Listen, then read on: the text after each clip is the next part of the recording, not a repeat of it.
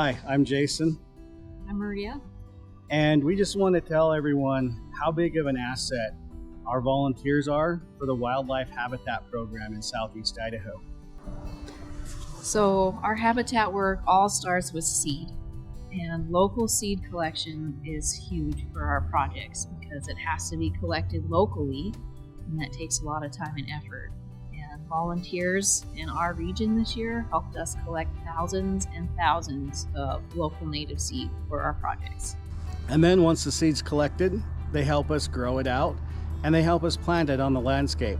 So let's go visit some of the places that the locally sourced seed has gone to help wildlife habitat.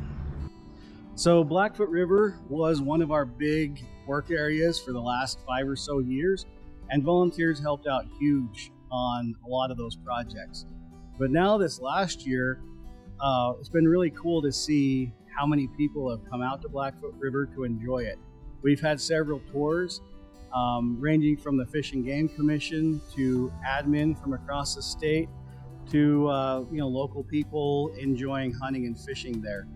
There is a little bit of work still going on, planting a few more trees in some of the holes and the gaps, and especially protecting the trees from the critters that of course want to eat them. They're kind of like kids that want to eat our cookie dough before the cookies are done.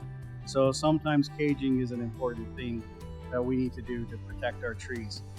But of course, it's been really cool to see the public out enjoying the fruits of all the labor that's gone into this. Here's one cool little duck hunter that shot his first duck in a place that you helped us restore. Sterling WMA, we spend a lot of time clearing invasive Russian olive trees with volunteers and our staff. And it's not always just about removing the tree, it's about replanting what needs to be there. So a lot of time was spent with volunteers replanting hundreds and hundreds of native trees and shrubs and forbs for all kinds of wildlife, ranging from bees to monarchs to pheasants and deer. A couple pictures you'll see of what the plots look like in full bloom this summer. Volunteers even help us monitor how efficient these were and how it looks throughout the year. So that's done through various surveys, bee surveys, monarch surveys. Aside from plantings, our efforts are focused on a lot of wetland work. So volunteers help us study northern leopard frogs, migrating waterfowl, and shorebirds. Lots of major surveys were done at Sterling for those species this year. Georgetown Summit has a lot of work going on restoring the riparian vegetation and the wetlands along the Bear River on the wildlife management area. Volunteers showed up to really help us plant thousands of trees and willows in this former ag field area that we're restoring back to wild cover. While farmers want to keep deer and elk out of their fields, we want to bring more deer and elk into our fields. So we are surrounding our fields with restored wild riparian forest areas, and you've been helping us on that a whole lot. Even when a bright sunny day turns to snowstorm, you guys kept working right alongside us.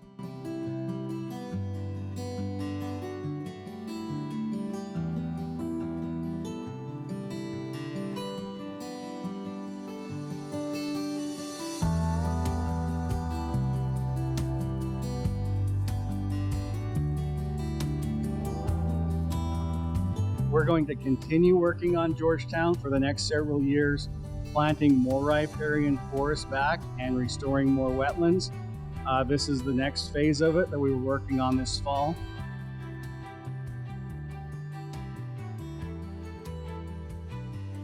Of course, right in the middle of it, nature sends us a curveball, and part of Georgetown started on fire. Well, once again, volunteers stepped up. Volunteer fire departments in the area joined the agency staff to quickly put out the fire before it became destructive.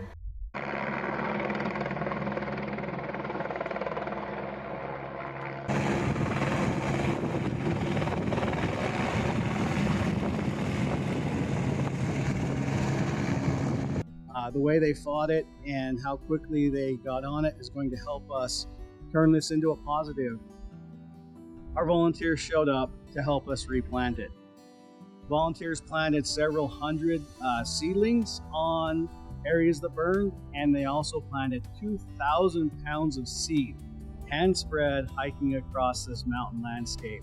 I'm actually excited to see what this burn looks like next year, because all of our volunteers joined with us to make sure that it turns out pretty awesome. The Edson Fichter Nature Area would simply not function or really exist without the volunteer effort that goes in on a day-to-day basis. You guys put in countless hours on everything from irrigation system maintenance, weed control, garbage pickup, all the way on up to hosting major educational events, rebuilding native habitat such as a giant monarch way station and artist's garden. Free fishing trailer events were held there, multiple fish and game programs, extremely successful community nature talk series, and of course with everything you've got all your fun day-to-day stuff that goes on, but then stuff always breaks, and we had volunteers step up for fish and game in a monumental way this year to fix the main river crossing bridge and get that all restored so it's safe for not only us, but for everyone else to use. And that project has been ongoing, and just it wouldn't have happened without volunteers. So Edson Fichter is what it is because of you guys. And then on the edge of the Portneuf Wildlife Management Area, we have kind of like a sister place to the Edson Fichter Nature Area at Crane Creek.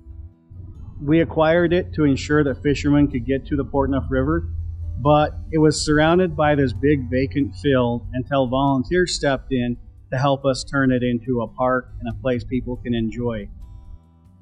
Volunteers through the Rotary Club have planted hundreds of trees. They've planted hundreds of willows, and they've restored Crane Creek to what it would have looked like about 100 years ago. It's a really cool place, and the volunteers are pretty much taking over everything. They maintain the trails, they show up to water the trees to make sure they're growing, they take care of a lot of the weed work. Volunteers just take care of it. So we really appreciate that. Also on Portneuf, volunteers have stepped in and planted trees around all of our parking lots so that in a few years there will be shade for people to enjoy when they park and head up a trailhead to enjoy what Portneuf Wildlife Management Area has to offer. Did you know that volunteers are responsible for all the pheasant stalking in Southeast Idaho? You guys showed up twice a week for 6 weeks stalking pheasants in the early morning. Over 4,000 pheasants stalked in Southeast Idaho by volunteers this year. 3 different properties, 3 different teams in 3 different parts of Southeast Idaho, and you never missed a day. Pheasant stalking has to be done, all types of weather conditions, all types of, day-to-day obstacles, and you guys did it without complaint, even though you got pooped on very regularly. Volunteers even helped set up the Access Yes agreement for a private property where we stalk in Southeast Idaho in an area where we don't have a wildlife management area to release them. So, it's really impressive how complete the work volunteers can do, from negotiating and setting up the property and the access, all the way to everyday stalking pheasants for people to enjoy. We are heavily involved as an agency in bat research in Idaho, and in particular in Minnetonka Cave. We partner with all kinds of agencies in the National Wildlife Health Lab to study these bats yearly, and we do end up with volunteers who have to be vaccinated and trained for proper protocol. So some projects like this require very specialized volunteers, and it's surprising that we can even find that in Southeast Idaho. So those were some of our big group projects, but we also have a lot of individuals that take on projects themselves for us during each year. Some of these projects include birdhouse boxes, goose nesting boxes, cleaning up our parking lots, trail maintenance, public use surveys, fishing line removal and recycling from our area ponds and boating docks. And all of our WMA boundaries are really well marked because we have individual volunteers who help us put up boundary signs. And then, the last few things to show you, there are kind of some unsung heroes we want to recognize that may not be here and may not see it, but we have dozens of landowners in Southeast Idaho that we provide with seedlings or seeds or usually just materials and things like that, and they volunteer their time to make their own property more welcoming to wildlife. And here are a few examples of those.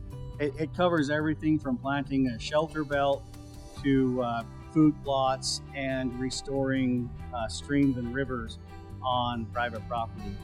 And even though that's not normally something we think of in our volunteer program, I do want to recognize that we have a lot of help from a lot of different avenues. And you guys are just awesome. That's all there is to it.